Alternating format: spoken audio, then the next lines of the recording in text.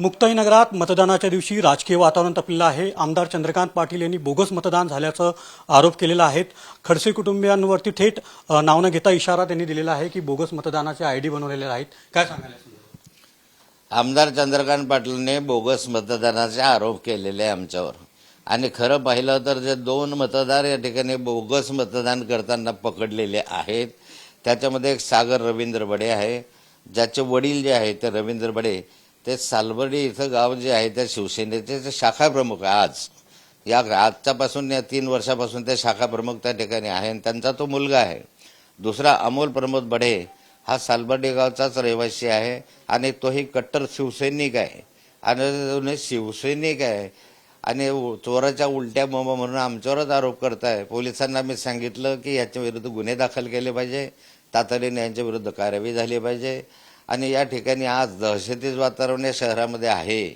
आमदाराच्या मागे 200 मोटरसायकल घेऊन आमदार फिरत आहे आणि त्याच्यावर सगळे गुंड आहे, वाळू माफिया सगळे वगैरे सगळे।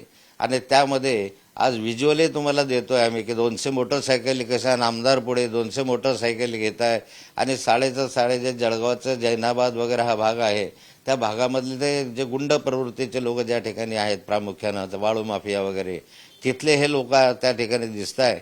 आणि जवळपास 10 4 व्हीलर मागे आहे आमदाराच्या आणि 10 4 व्हीलरच्या मध्ये शस्त्रास्त्र घेऊन ते फिरताय। बूथ कॅप्चरिंगचा कदाचित त्यांचा प्रयत्न असावा। पोलिसांना याची सूचना दिलेली आहे, डीएसपीला याची सूचना दिलेली आहे, व्हिज्युअल सगळे डीएसपी आणि पोलिसांना पाठवलेले आहे। एकंदरीत या शहरामध्ये दहशतीचं वातावरण आमदारांच्या माध्यमातून पसरवलं त्याचं हे उत्तम उदाहरण पुराव्यानिशी आहे। 70 ते 75 मतदान आयडी बनवून बोगस केल्याचं खडसे कुटुंबियावर त्यांनी आरोप केला आहे।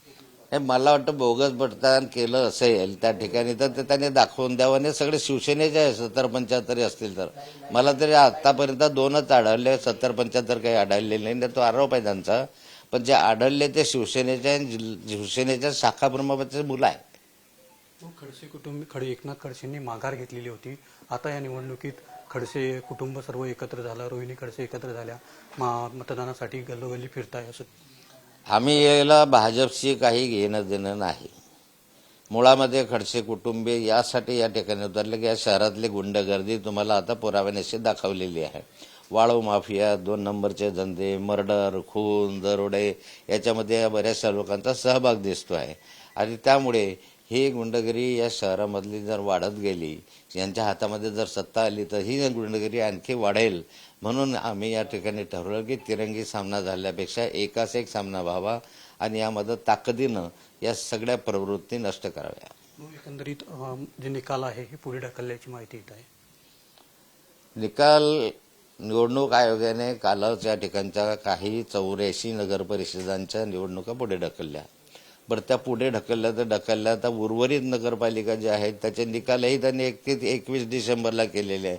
हा निर्णय अत्यंत चुकीचा आहे। हायकोर्टाने जो निर्णय दिला मला वाटतं की त्याच्यावर प्रतिक्रिया जरी देता येत नसल्या तरी तो अत्यंत चुकीचा निर्णय असं मला वाटतं। आजपर्यंत माझ्या राजकीय जीवनामध्ये असं आम्ही कधी पाहिलं नाही।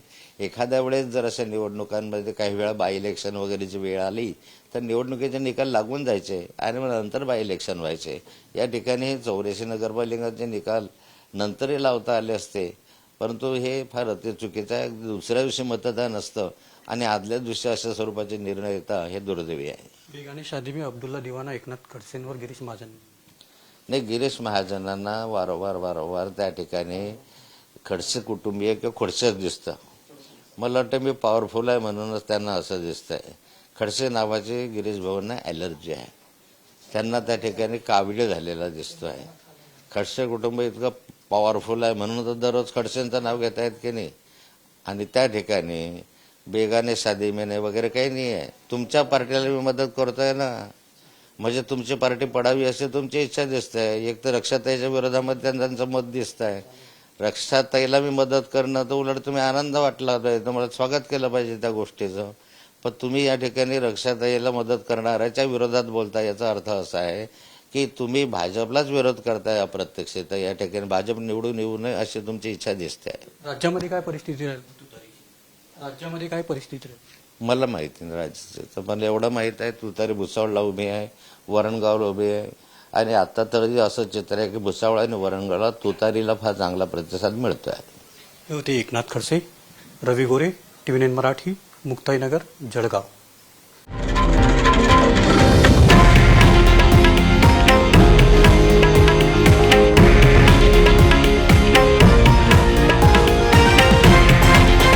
हे आहे देशातील नंबर 1 न्यूज नेटवर्क आणि आपण पाहत आहात TV9 मराठी, एकमेव.